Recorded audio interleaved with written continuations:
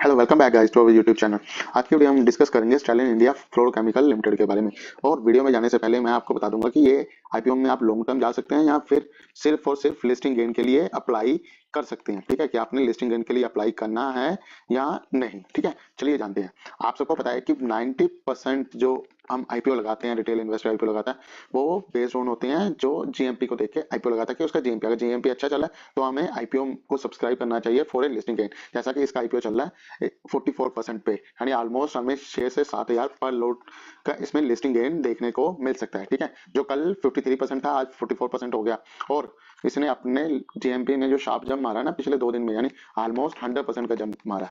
इसके लिए इस आईपीओ को शॉर्ट टर्म के लिए अप्लाई करना बहुत ही सही डिसीजन रहेगा। चलिए अब जानते हैं इस आईपीओ के कुछ डिटेल्स के बारे में कि आईपीओ कब ओपन होगा, कब क्लोज होगा।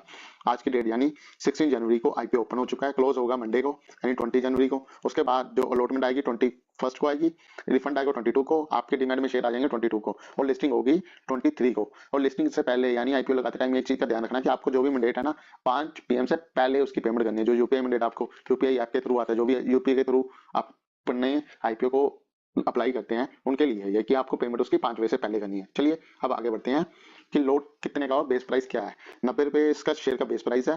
टोटल 101 लोड में 165 शेयर मिलेंगे और लोड का जो अमाउंट रहने वाला है वो रहेगा 14,850। और एक रिटेल इन्वेस्टर मिनिमम 13 लोड लगा सकता है।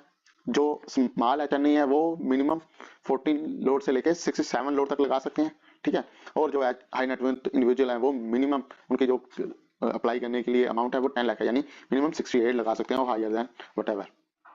चलिए अब बात करते हैं कंपनी की। कंपनी जो इंकॉर्पोरेट हुई थी वो सितंबर 2002 में हुई थी और जिसका मेन एक्टिविटी है debulking, blending and processing of refrigerant and industrial gases. जो अपनी गैसेज थे की होंगी, जो आप जो रेफ्रिजरेटर में गैस यूज होती है, जो आपने देखा होगा एसी में गैस पड़ती है, ये उसकी गैस की सोल प्रोडक्शन है। यानी और भी है कंपनी बट इसका काफी अच्छा नाम है। इसके मेन 4 प्लांट है, 2 महाराष्ट्र में है और एक राजस्थान में और एक हमारे हरियाणा मानेसर में है। ठीक है, कंपनी के पास अभी रिसेंटली में 20 एम्प्लॉइज हैं, 40 ऑफ रोड पे हैं, जो यानी आप कैसे कॉन्ट्रैक्ट वर्क पे। एज ऑफ सितंबर तक कंपनी 120 कस्टमर हैंडल कर रही है, यानी काफी अच्छा नंबर है। अब बात करते हैं इसके स्ट्रेंथ के बारे में। यानी कंपनी की गुडविल अच्छी है, बिजनेस मॉडल काफी अच्छा है, यानी रेफ्रिजरेटर जा सकते हैं आप उसको एक मोनोपोली बिजनेस की तरह भी देख सकते हैं। कंपनी के एसेट काफी अच्छे हैं और फाइनेंशियल परफॉर्मेंस कंपनी की काफी अच्छी है, इसके बारे में आगे देखेंगे। अब बात करेंगे फाइनेंशियल रिपोर्ट्स के बारे में। ठीक है, कंपनी का profit year on year basis पे काफी स्टेबल है। ठीक है, यानी कह सकते हैं कि हाई राइज और डंप कर नहीं। कंपनी का revenue year on year basis पे इंक्रीज हो रहा है। 22 में रेवेन्यू था 186 करोड़, 23 में रेवेन्यू था 2026 करोड़ और 24 में रेवेन्यू बढ़कर हो गया 236 करोड़।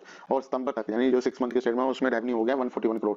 और नेट प्रॉफिट कंपनी ने जो पोस्टेड किया है सितंबर 24 में 16 करोड़, यानी पिछले साल के मुकाबले हायर देन 100%। यानी इसी एवरेज पे अगर ये साल क्लोज करेगी तो ऑलमोस्ट इसका नंबर रहने वाला है वो 33 करोड़ नेट प्रॉफिट पे रहेगा, यानी काफी अच्छा नंबर आ सकता है इस शेयर प्राइस के मुकाबले। यानी शेयर प्राइस कंपनी का काफी कम है, 165 के आसपास। ठीक है, 90 और जो 165 शेयर मिलेंगे हमें।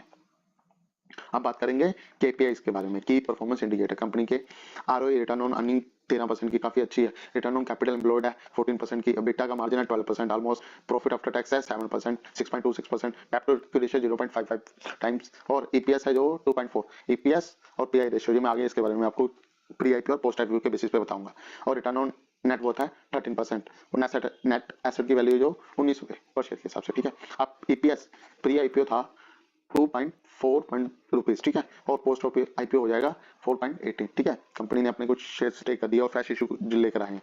पीए जो स्टॉक की पीआई है, प्री आईपीओ है 37 टाइम्स और पोस्ट आईपीओ हो जाएगी 21 टाइम्स। ठीक है, अब पीए कंपैरिजन का ग्रुप करेंगे। ईपीएस देखें, जो इसके टॉप कंपटीटर नवीन फ्लोरलाइन है, एसआरएफ लिमिटेड और जो गुजरात फ्लोरोकेमिकल लिमिटेड, तीनों काफी अच्छी कंपनीज है।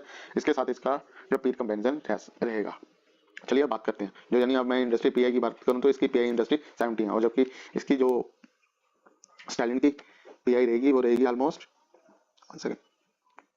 वो पीआई रहेगी 21 टाइम, यानी बिलो द इंडस्ट्री एवरेज। ठीक है, अब बात करते हैं कि ये आईपीओ लाने का ऑब्जेक्ट क्या है। इनका मेन ऑब्जेक्ट है कैपिटल एक्सपेंडिचर के लिए, इन्हें कि जो इनकी 4 मैन्युफैक्चरिंग यूनिट है उन पे कैपेक्स यूज कर सके। ठीक है, इनका मेन वही फोकस है, यानी अपने बिजनेस को एक्सपेंड करना चाहते हैं, ना कि इनका मेन जैसे कई कंपनी का होता है कि डेप्ट फ्री होना, इनका नहीं है। ठीक है, कई कंपनी का होता है न्यू प्रोडक्ट लेकर आना, इनका नहीं है। इनका क्या मेन मोटिव है, कैपिटल यानी अपने बिजनेस में आगे बढ़ने के लिए। ठीक है, इस बात पे ये कंपनी काफी अच्छी है for a long term period.